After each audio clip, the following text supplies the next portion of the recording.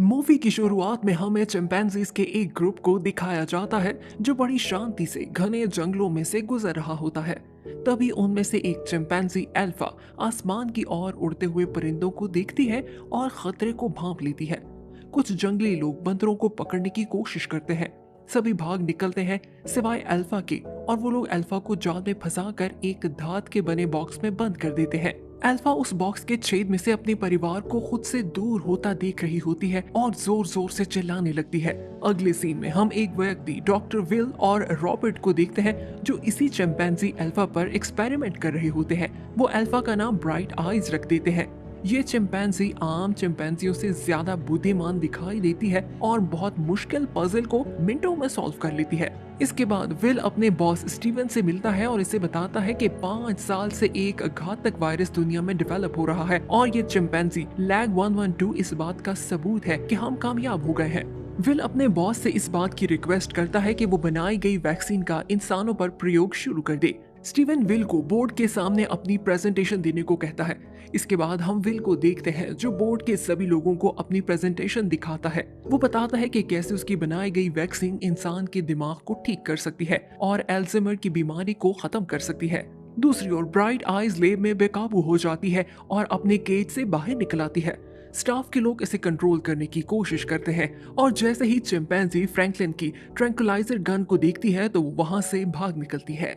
उधर will presentation में सभी लोगों को ये बता रहा होता है कि उसकी वैक्सीन का सिर्फ एक ही साइड इफेक्ट है कि आंखों का रंग ग्रीन हो जाता है। तभी अचानक ब्राइट आइज वहां आ जाती है और काफी घबराई हुई हालत में प्रेजेंटेशन की स्क्रीन को तोड़ते हुए रूम के बीचों बीच आ जाती है।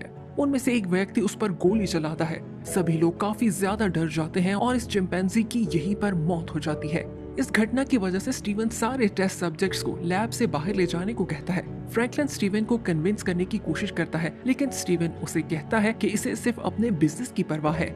इसके बाद वो स्टीवन से कहता है कि उसे इस वैक्सीन को डेवलप करने को कंटिन्यू रखना चाहिए, लेकिन स्टीवन इस बात से इनकार कर देता है। अगले सीन में विल को ब्राइट आइज के केज में एक नवजात चिंपैंजी दिखता है। यहाँ पर विल को रियलाइज होता है कि ब्राइट आई सिर्फ अपने बच्चे की सुरक्षा कर रही थी, इसीलिए उसने सभी पर अटैक किया था। इसके बाद फ्रैंकलिन इस नन्हे चिंपैंजी को विल के हाथ में थमा देता है। विल इस चिंपैंजी को अपने साथ ले जाने को तैयार हो जाता है। अगले सीन में हम विल को अपने घर में देखते हैं जहाँ वो अपने पिता चार्ल्स को देखता है जो पियानो बजाने के लिए संघर्ष कर रहा होता है और ठीक से पियानो नहीं बजा पाता। तभी विल बॉक्स में से उस नन्हे चिंपैंजी को निकाल कर दिखाता है। इसके बाद हम देखते हैं कि चिंपैंजी के रोने से विल की आंख खुलती है। विल चिंपैंजी को नहलाने के लिए बाथ रेडी करता है और अपने प्रोजेक्ट के फ्यूचर के बारे में सोचकर परेशान दिखाई देता है। तभी नन्हा चिंपैंजी वेल की फिंगर को पकड़ लेता है, जिसे देखकर विल के अंदर एक नई उम्मीद जागती है। अगले दिन विल और इसके पिता इस बंदर को देखकर सरप्राइज हो जाते हैं कि वो अपने फीटर को पकड़कर दूध पीने लगा है। हालांकि ये चिंपैंजी सिर्फ एक दिन का होता है। विल बंदर की आंखों में देखता है और इससे पता चलता है कि इसकी आंखों का रंग ग्रीन है। विल के चेहरे पर एक मुस्कान दिखाई देती है और इसे अंदाजा हो जाता है कि नन्हे चिंपैंजी में भी उस वैक्सीन का असर मौजूद है। इसके बाद मूवी में हमें 3 साल के बाद का समय दिखाया जाता है जहां हम देखते हैं कि चिंपैंजी बड़ा हो गया है और विल इसका नाम सीजर रख देता है और वो काफी ज्यादा एक्टिव होता है और इंसानों की तरह बिहेव करता है और पूरे घर में उछल कूद करता हुआ वापस आकर अपने एटिक की खिड़की के पास बैठ जाता है और शीशे से बाहर की दुनिया का नजारा लेता है क्योंकि उसे बाहर जाने की अनुमति नहीं होती। विल सीजर को साइन लैंग्वेज में सिखा देता है। सीजर पजल को भी सॉल्व कर लेता है, यहाँ तक कि वो शतरंज खेलना भी सीख लेता है। वो सीजर की रोजाना ट्रेनिंग करता है। इसके बाद हमें दिखाया जाता है कि विल का पिता चार्ल्स हॉस्पिटल में नर्स से लैंप छीन रहा होता है क्योंकि वो इस लैंप को तोड़ना चाहता है। नर्स ये कहती हुई वहाँ से चली जाती है कि इसके पिता को एक नर्सिंग होम में होना चाहिए। ये देखकर विल लैब से उस वैक्सीन के नमूनों को चुराने का फैसला करता है और अपने पिता को वैक्सीन चुपके से इंजेक्ट कर देता है। सीजर ये सब कुछ देख रहा होता है। अगले दिन जैसे ही विल नीचे आकर देखता है तो उसे पियानो बजने की आवाज सुनाई देती है और वो देखकर हैरान हो जाता है कि उसके पिता की मानसिक शक्ति पहले से भी ज्यादा स्ट्रॉन्ग हो गई है। विल अपने पिता की आंखों को चेक करता है। दूसरी ओर सीजर खिड़की में से बाहर खेलते बच्चों को देखता है और खुली खिड़की में से बाहर निकल जाता है। विल का पड़ोसी और एक नन्ही लड़की इस बंदर को देख लेते हैं। वो पड़ोसी बेसबॉल बैट लिए बंदर को मारने के लिए आगे बढ़ता है। सीजर इस एग्रेसिव आदमी को रोकने की कोशिश करता है। ठीक समय पर विल सीजर को बचा लेता है, लेकिन सीजर घायल हो जाता है। इसके बाद सीजर को क्लिनिक लाया जाता है जहां हम कैरोलिन को देखते हैं जो कि एक जू की वेट होती है।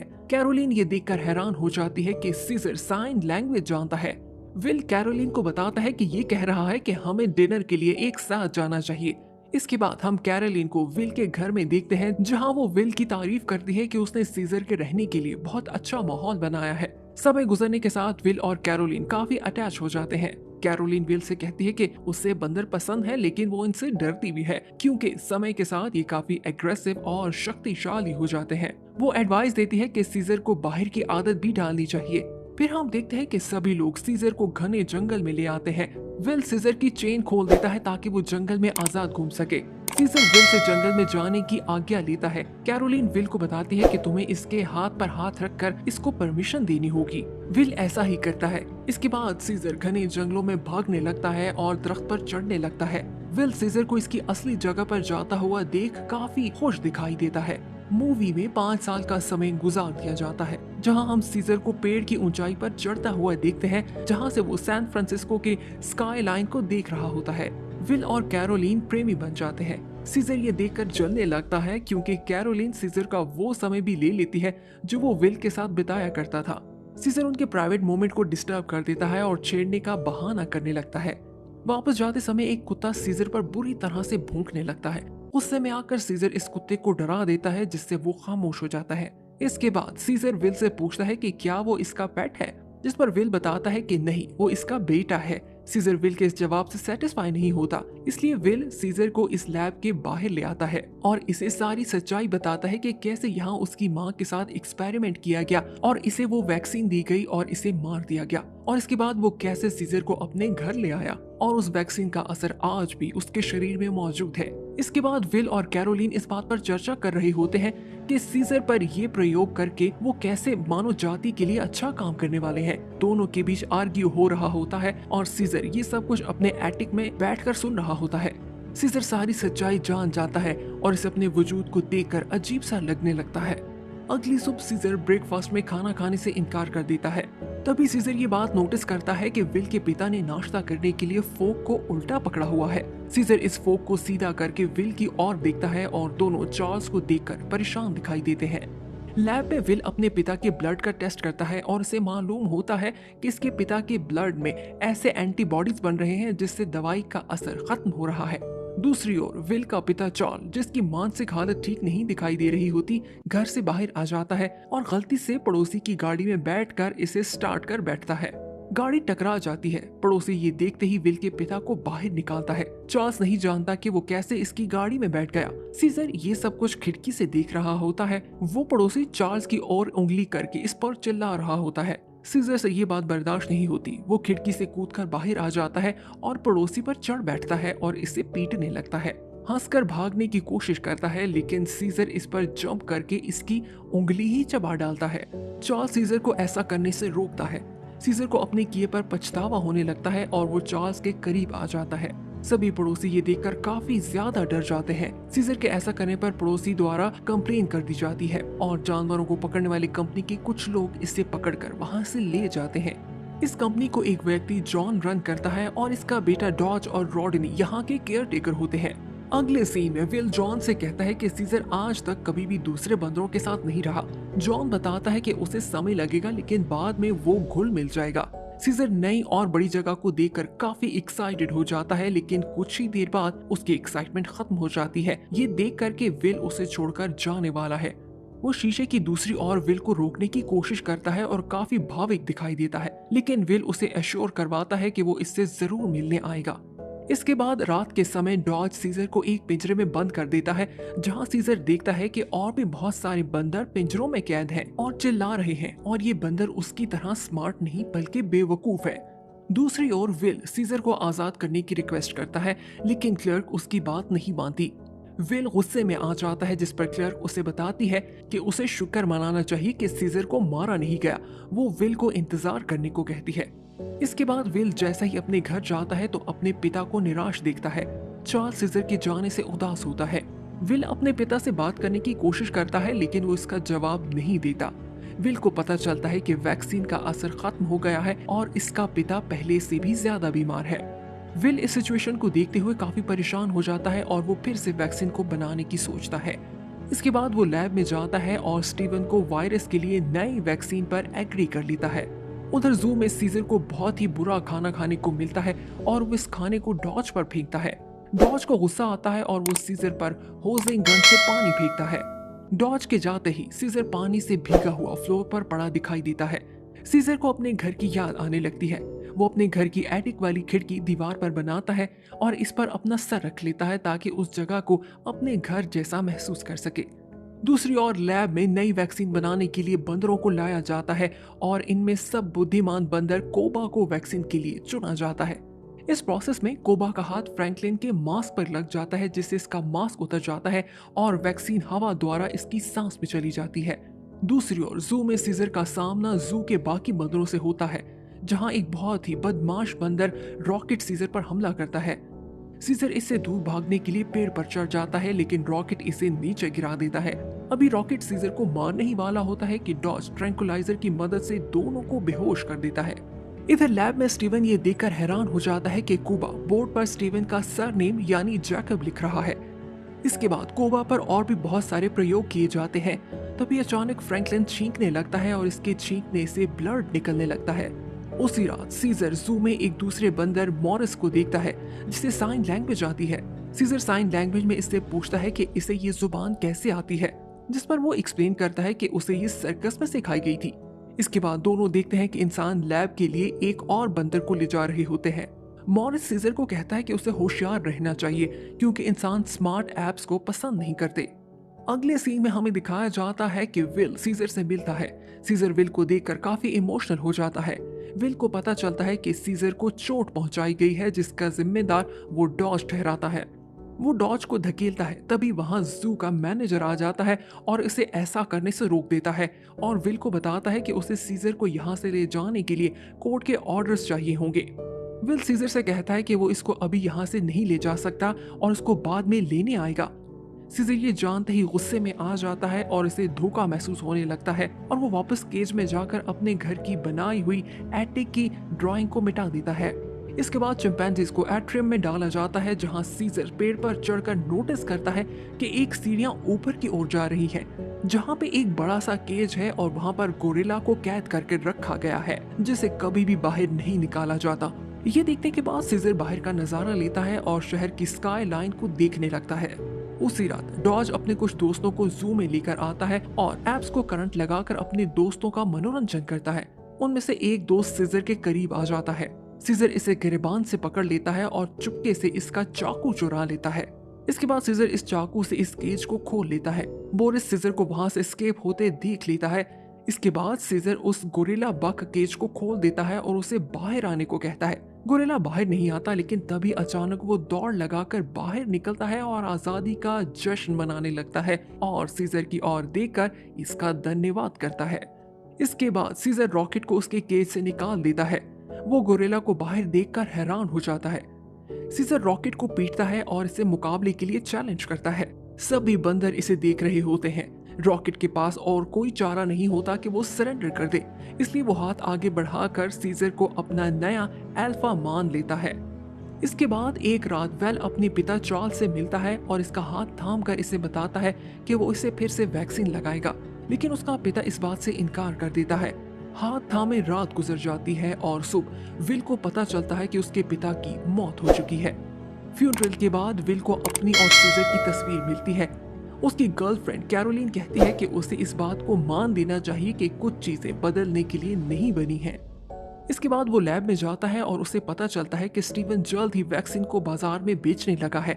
विल बताता है कि इस वैक्सीन से इंसान बीमार हो सकता है और बताता है कि उसने अपने पिता को भी ये वैक्सीन लगाई, लेकिन स्टीवन कहता है कि अगर तुमने मेरे मामले में टांग अड़ाने की कोशिश की तो तुम्हारी जॉब जा सकती है।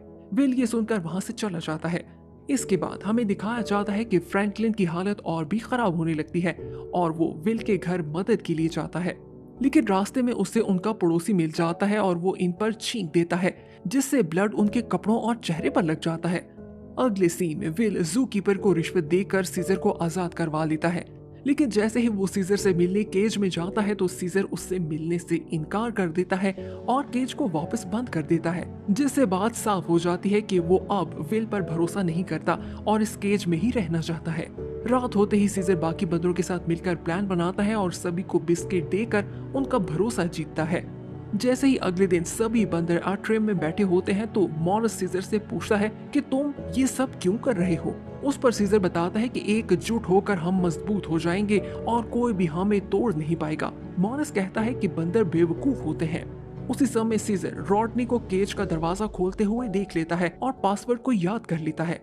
रात होते ही सीजर पासवर्ड लगाकर केज को खोल लेता है और बाहर निकलकर सीधा अपने घर आता है, जहां वो विल और कैरोलिन को एक साथ सोता हुआ देखता है और वो इन्हें इस बात का एहसास नहीं होने देता कि वो इस घर में मौजूद है।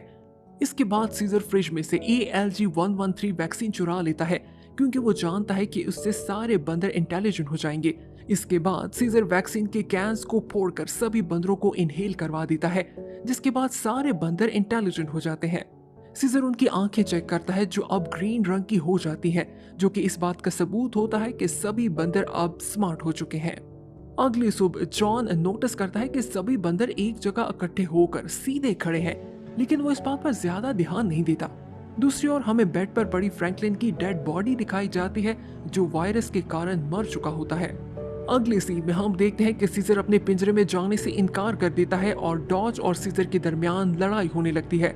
डॉज सीजर को मेला और बदबूदार बंदर कहता है, जिस पर सीजर अचानक से जवाब देता है और डॉज को नो कहता है।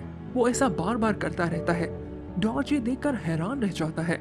सीजर डॉज को पंच लगाता है और डॉज जमीन पर गिर जाता है और बेहोश हो जाता है।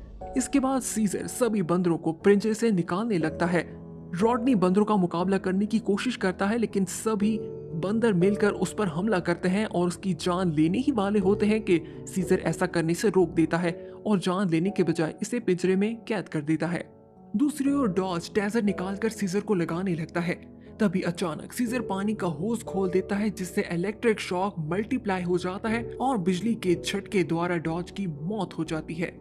इसके बाद सभी बंदर छत की ओर से खिड़की तोड़कर बाहर निकलने लगते हैं और दोनों ग्रुपों में बंट जाते हैं, जिसमें से एक ग्रुप को सीजर लीड करता है और दूसरे को बक। अगली सुबह विल नोटिस करता है कि सीजर के रूम का दरवाजा खुला होता है। तभी वो सेंचुरी में कॉल करता है, लेकिन उसे कोई जवाब नहीं मिलता। विल और कैरोलिन सेंचुरी आ जाते हैं और देखते हैं कि सभी बंदर वहां से जा चुके हैं और डॉज की डेड बॉडी जमीन पर पड़ी है और साथ ही उसे वैक्सीन के खुले हुए कैन भी दिखाई देते हैं। रॉडनी विल को बताता है कि सीजर बोलने लगा है। दूसरी ओर टाउन के सभी लोग ये देखकर हैरान हो जाते हैं कि ढेर सारे बंदर दरख्तों की ओर से होते हुए आगे बढ़ रहे हैं। सीजर का ग्रुप लैब तक पहुंच जाता है और लैब को डिस्ट्रॉय करके वो बंदी बनाए गए बंदरों को आजाद करवा लेता है, जिसमें उन्हें कोबा भी मिलता है। इसके बाद स्टीवन को कॉल आती है कि वैक्सीन के असर द्वारा फ्रैंकलिन की मौत हो चुकी है। जैसे ही स्टीवन लॉबी में जाता है तो उसे सभी सामान बिखरा हुआ दिखाई देता है और लॉबी के ऊपर इसे आसपास सभी बंदर दिखाई देते हैं जो इसे घूर रहे होते हैं। स्टीवन वहां से भाग निकलता है और अपने चॉपर में बैठ जाता है। उधर एक जू में सभी लोग ये देखकर खुश दिखाई देते हैं कि सभी बंदर आजाद हो गए हैं। तभी अचानक से बक सलाखों को तोड़ता हुआ लोगों की तरफ भागता है। सभी लोग डर कर भाग जाते हैं। बक बंदरों को आजाद होने में मदद करता है और सभी बंदर रेलिंग को तोड़कर वेपन बना लेते हैं और शहर का रुख करते हैं। सभी बंदर शहर की ओर आ जाते हैं और तबाही मचाने लगते हैं। जानवर पकड़ने वाला एक व्यक्ति एक बंदर को पकड़ लेता है। सीजर और इसके ग्रुप के लोग अपने हथियारों से इसकी गाड़ी पर वार करते हैं और व्यक्ति जान बचाता हुआ वहां से भाग निकलता है और सीजर इस बंदर को आजाद करवा लेता है। सभी बंदर एकजुट होकर बहुत सारे ऑफिसेस को बर्बाद कर देते हैं। इसके बाद हम देखते हैं कि पुलिस की 2 गाड़ियां बंदरों की ओर तेजी से आने लगती हैं। बोरिस गाड़ी पर गट्टर का ढक्कन फेंकता है और बक दूसरी गाड़ी पर एक स्ट्रीट लैंप फेंक देता है, जिससे वो गाड़ियां नष्ट हो जाती हैं। इसके बाद सीजर और इसका गैंग केबल कार पर चढ़ जाते हैं और वो दूर से गोल्डन गेट ब्रिज को देखने लगते हैं। फिर हमें ब्रिज दिखाई देता है जहां पर ट्रैफिक जैम होता है और तभी बंदर गाड़ियों के ऊपर से कूदते हुए आगे की ओर बढ़ने लगते हैं। उधर विल और कैरोलिन को दूर से ब्रिज पर बंदर दिखाई दे रहे होते हैं। विल को अंदाजा हो जाता है कि सभी बंदर जंगल की ओर जा रहे हैं। उधर स्टीवन चॉपर में टीम के साथ इस बात पर नजर रखे हुए होता है कि सभी बंदर नॉर्थ की तरफ जा रहे हैं और ब्रिज की दूसरी ओर पुलिस इन बंदरों का सफाया करने के लिए इन पर गन्स ताने इनका इंतजार कर रही होती है। सीजर आगे बढ़ते समय इस खतरे को भांप लेता है और सभी बंदरों को रुकने की आज्ञा देता है और कुछ बंदरों को ब्रिज के ऊपर चढ़ने को कहता है और बाकियों को ब्रिज के नीचे से जाने को कहता है। ब्रिज पर कैरोलिन पुलिस का ध्यान बटाती है और विल को आगे बढ़ने का रास्ता मिल जाता है, जहां वो सभी बंदरों को इंसानों से मुकाबला करते हुए देखकर हैरान हो जाता है। इसी समय बक एक पुलिस ऑफिसर को घोड़े से उतारकर उसकी जान लेने ही वाला होता है। तभी सीजर चिल्लाकर उसे ऐसा करने से रोक देता है और बक इसकी आज्ञा का पालन करता है। तभी चॉपर में से एक व्यक्ति को गोली मारकर एक बंदर की हत्या कर दी जाती है। धुंध के कारण बंदर दिखाई नहीं देते। तभी सारे गोरिल्ला एकजुट होकर एक बस को उल्टा देते हैं और गोलियों से बचते हुए अपना रास्ता बनाने लगते हैं। सीजर इनको लीड करता हुआ पुलिस पर हमला कर देता है और ब्रिज के नीचे और ऊपर से सभी बंदर पुलिस पर अटैक करते हैं और इंसानों पर भारी पड़ने लगते हैं। उसी समय विल सीजर को आवाज देता है। दोनों एक दूसरे को कुछ लम्हे के लिए देखते हैं और तभी अचानक से स्टीवन हेलीकॉप्टर से बंदरों पर गोलियां बरसाने लगता है। बक सीजर को बचाने के लिए हेलीकॉप्टर पर कूद जाता है और गोलियां लगने से उसकी मौत हो जाती है। सीजर बक को हेलीकॉप्टर के मलबे से बाहर निकाल लेता है। बक सीजर की बाहों में दम तोड़ देता है और अपनी वफादारी का सबूत देता है। हेलीकॉप्टर में स्टीवन मदद मांगता है। सीजर स्टीवन को देखता है और इसके बाद वहां से चला जाता है। तभी कोबा वहां आ जाता है और स्टीवन को देखकर मुस्कुराता है और इसके बाद हेलीकॉप्टर को ब्रिज से आजाद कर देता है।